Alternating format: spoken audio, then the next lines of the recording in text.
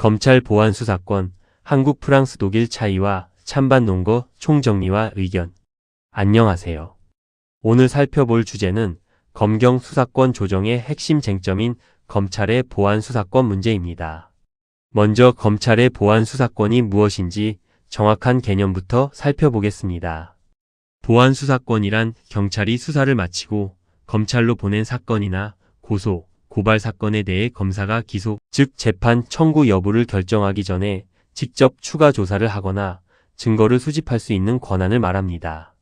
이러한 논의가 불거진 배경을 보면 2021년 검경 수사권 조정 이후 검찰의 직접 수사 범위가 축소되었습니다. 이로 인해 경찰의 보안 수사를 요구하는 방식이 중심으로 자리를 잡았습니다. 하지만 사건 처리가 계속 지연되는 문제가 드러나면서 검찰의 직접 보안 수사 범위를 다시 확대해야 할지 여부가 핵심 쟁점으로 떠올랐습니다. 그렇다면 보안 수사권 확대를 찬성하는 측의 주장과 이에 대한 반론을 하나씩 풀어보겠습니다. 찬성 측의 주요 주체는 법무부와 검찰, 보수 성향의 법학계 및 변호사 단체, 그리고 사건 처리가 늦어져 피해를 입은 범죄 피해자 단체입니다. 찬성하는 첫 번째 이유는 수사 지연 해소와 국민 편익입니다. 검찰과 경찰 사이의 사건이 오가는 이른바 핑퐁 수사로 인해 사건 처리가 수개월에서 수년씩 늦어지는 현상을 막고 빠른 사법 처리가 가능해진다는 입장입니다. 이에 대한 반론으로는 수사 지연의 본질이 경찰의 인력 부족과 검찰의 광범위한 재수사 요구에 있다고 지적합니다. 검찰이 구체적인 지침을 담아 경찰의 보안 수사를 요구하고 경찰 인력을 충원하는 방식으로 해결해야지 검찰이 직접 개입하면 별건 수사 등으로 수사가 오히려 장기화될 수 있다고 반박합니다. 찬성하는 두 번째 이유는 공소유지 및 기소의 완결성입니다. 재판을 담당하는 검사가 부족한 증거를 직접 보완해야 법원에서 확실하게 유죄를 입증할 수 있다는 주장입니다. 이에 대한 반론은 공소유지를 이유로 검찰이 직접 증거를 수집하는 것은 수사와 기소를 분리하겠다는 형사사법 개혁의 취지를 무너뜨릴 수 있다고 말합니다. 기소 검토 단계에서 부족한 부분은 경찰의 명확한 보안 수사 요구를 전달해 이행하게 하는 것으로도 공소유지 목적을 충분히 달성할 수 있다는 입장입니다. 찬성하는 세 번째 이유는 피해자 권리 구제입니다. 경찰 단계에서 조사가 미진했던 부분이나 억울한 사정을 검찰 단계에서 직접 바로 잡아주는 안전장치 역할을 한다는 주장입니다. 이에 대한 반론으로는 경찰 수사 과정의 오류는 경찰 내부의 재조사 절차나 이의신청 제도, 수사심의위원회 같은 자체 검증 시스템을 강화해 해결하는 것이 맞다고 지적합니다. 검찰의 직접 수사에 의존하는 방식은 경찰의 책임 수사 체계 확립을 방해한다는 논리입니다. 반대로 보안 수사권 확대를 반대하는 측의 주장은 어떨까요? 반대 측의 주요 주체는 경찰 조직과 경찰관, 노동조합, 민주사회를 위한 변호사 모임 등 진보 성향의 시민단체 및 법학계, 그리고 수사와 기소의 완전 분리를 주장하는 정치권입니다. 반대하는 첫 번째 이유는 수사와 기소 분리 원칙의 훼손입니다. 수사기관과 기소기관을 분리하여 권력 오남용을 막자는 형사사법 개혁의 취지에 역행한다는 지적입니다. 이에 대한 반론으로는 보안 수사의 범위는 송치된 범죄 사실과의 동일성 내로 법적 제한이 가능하다고 설명합니다. 사법적 통제와 통일된 수사 기준을 정립함으로써 별건 수사로의 악용을 충분히 막을 수 있다는 주장입니다. 반대하는 두 번째 이유는 표적 수사와 과잉 수사에 대한 우려입니다. 검찰이 보안 수사권을 핑계로 사실상 직접 수사를 확대해 별건 수사나 표적 수사를 진행할 가능성이 존재한다는 지적입니다. 이에 대해서도 반론 측은 보안 수사 범위는 송치된 범죄 사실과의 동일성 범위로 법적 제한이 가능하며 사법적 통제와 통일된 수사 기준을 정립해 별건 수사 악용을 차단할 수 있다고 강조합니다. 반대하는 세 번째 이유는 경찰 수사의 주체성 약화입니다. 경찰의 수사 종결권과 책임 수사 체계가 무력화되고 과거처럼 다시 검찰 지휘하에 귀속될 수 있다는 우려입니다. 이에 대한 반론은 1차 수사권은 여전히 경찰에 귀속되므로 주체성이 훼손되지 않는다고 봅니다.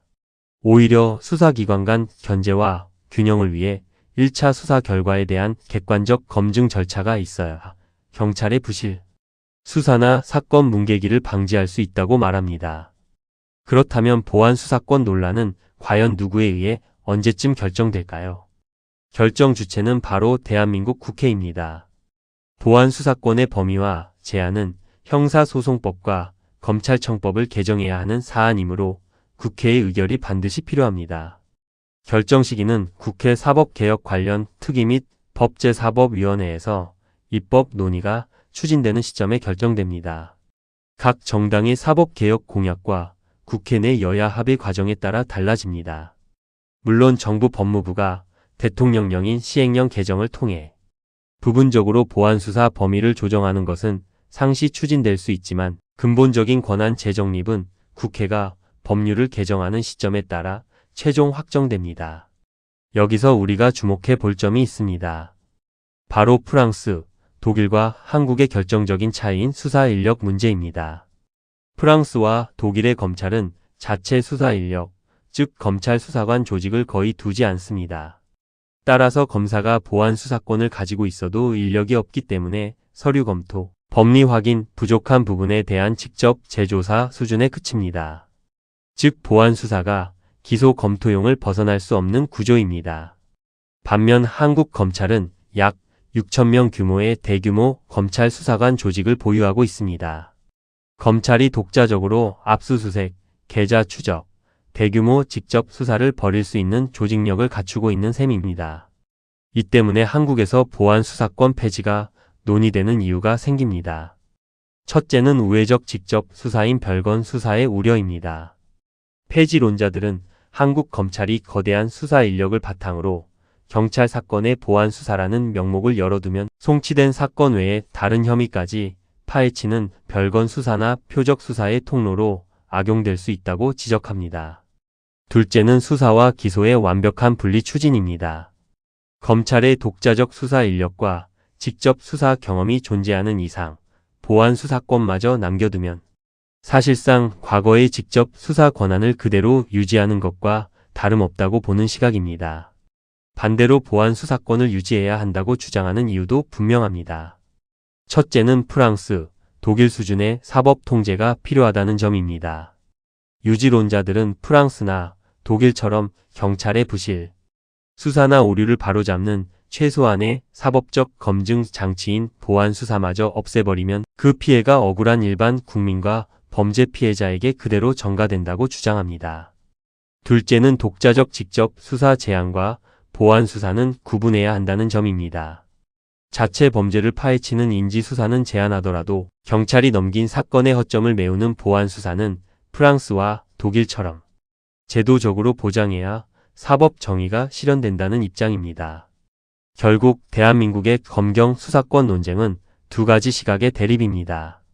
프랑스와 독일처럼 경찰 수사를 검증하는 순수한 보안 수사만 남길 것인가, 아니면 한국 검찰 특유의 대규모 수사, 인력 구조상 보안 수사권도 직접 수사로 변질되므로 완벽히 끊어낼 것인가의 문제입니다.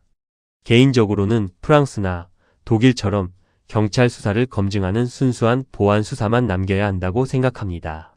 하지만 지금 우리 국민의 입장은 솔직히 말해 구더기 무서워서 장을 못 담그는 처지와도 같습니다. 그래서 한국 검찰 특유의 대규모 수사 인력 구조상 보안 수사권도 결국 직접 수사로 변질될 위험이 있으니 완벽히 끊어내야 한다는 시각에도 깊이 공감이 가는데 여러분의 생각은 어떠신가요? 오늘 이야기가 흥미로우셨다면 구독과 좋아요, 알림 설정까지 부탁드립니다. 감사합니다.